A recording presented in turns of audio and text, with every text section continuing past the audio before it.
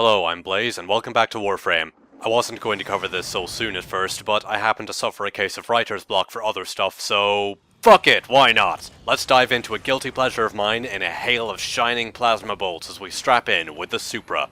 The Supra is a Corpus LMG wielded by their tech units and may be acquired after researching it in your clan dojo's energy lab for 15,000 credits. After getting the blueprint, the actual manufacturing costs are 25,000 credits, 7 field drawn, 1,000 alloy plates, 7,000 salvage, and a forma, which is certainly on the more expensive side of things. But you can at least get field drawn easily enough by completing Corpus invasion missions in their favour, either against the Grineer or defending from the infested. Do note that it has a mastery rank requirement of 7. If you'd rather just get your hands on it immediately, you are sadly out of luck, as it is not available from the market. So, with all those resources and a high mastery rank requirement, we must surely have a winner, right? Well, the base damage is 35, spread between 26.3 puncture damage, 5.2 slash damage, and 3.5 impact damage, with a maximum fire rate after a short spool-up time of 12.5 rounds per second, and a magazine capacity of 90, which is pretty reasonable. The critical stats, well, a 2.5% chance and a 1.5 times multiplier. Not happening. Base status chance, also 2.5%. Not really much going on there either. Oh, and it has the longest reload time in the game at 4.2 seconds, and a low accuracy rating at 8.3. And the projectiles have travel time, which isn't necessarily that bad, but they are slow. Amazingly slow. And it starts to have a noticeable muzzle climb if you add any more fire rate than what Shred gives you. And in spite of needing a formative build, it doesn't even have any polarities by default. This thing isn't very good, as you can probably tell by now. For that matter, Tactical Potato recently had a community-driven video where the Supra made the spot as one of the top 10 worst weapons in the game.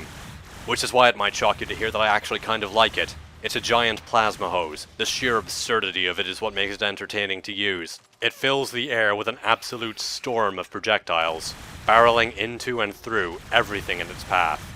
It has a substantial recoil, but I came here from PlanetSide 2, so I'm not a stranger to recoil compensation. Maybe that's why I like this thing as much as I do. Most other guns in this game are just sort of a case of point in the general direction of what you want to die and the screen will shake around a little bit. But this thing and a few other rare examples require some actual thought on your part. You can't just hold the trigger down and expect the job to be done. It's satisfying to me. That said, all those other problems like the feature-length reload time and the frankly arthritic projectile velocity I am unable to defend with the same kind of argument. That stuff is actually a major roadblock. Fortunately for the Supra, it's not without its share of measures to, if not provide solutions, at least provide some mitigation. Before I get to mods, the Supra does synergize well with a few frames in particular. Of course we have Mirage, with each for 4 copies firing off their own sparkling Starstorm, making the shots cover a wider area to hit more targets, and compensate somewhat for the poor accuracy, but personally I don't like her playstyle all that much. Plus, the custom energy color doesn't apply to your Hall of Mirrors doubles. Unacceptable! To the dumpster with you! Then we have Zephyr and her Jetstream augment, which allows turbulence to add to the velocity of non-hit scan weapons, which can be used to speed up the plasma bolts without taking up a mod slot on the Supra itself with terminal velocity, as well as boosting her own speed.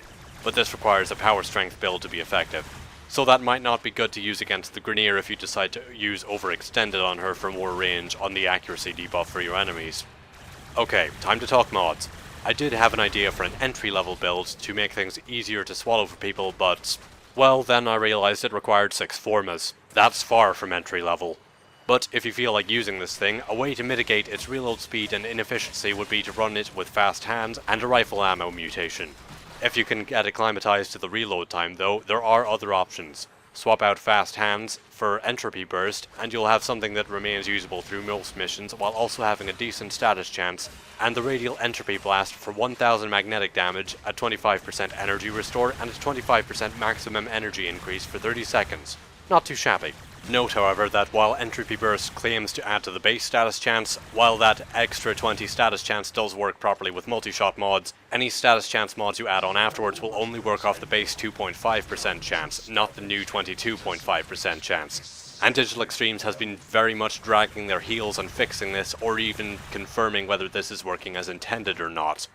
Finally, if you feel like pushing up the damage per second and either don't mind the possibility of running dry, or you bring ammo restores, you can remove the ammo mutation for another elemental mod, and swap out the shred for either speed trigger or vial acceleration.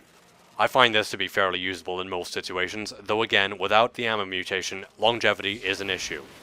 Or if you're like me, you could just say fuck that. This thing is a big dumb sparkle thrower, so mod it like one, damn it. Go balls to the wall. Damage and more damage and all the fire rate you can get your hands on. Sadly, one should keep in mind the phrase, the candle that burns twice as bright lasts half as long. And in this case, while it's damn fun, you'll run yourself empty in short order.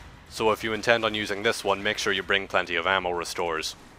Okay, look, the Supra is bad. I'm not going to even dream of arguing against that. But it's also spectacular. It's absolutely not going to be to everyone's liking. But if you're not the kind of person who just takes a bolt or primer a Soma all the goddamn time, then if you're willing to shoulder the build costs and the time investment getting formas into it, I say give this thing a try. Who knows, maybe you can add this to your list of guilty pleasures too. Variety is the spice of life after all. Besides, I'd like to think we're all adults here, and therefore we are all capable of making our own mistakes.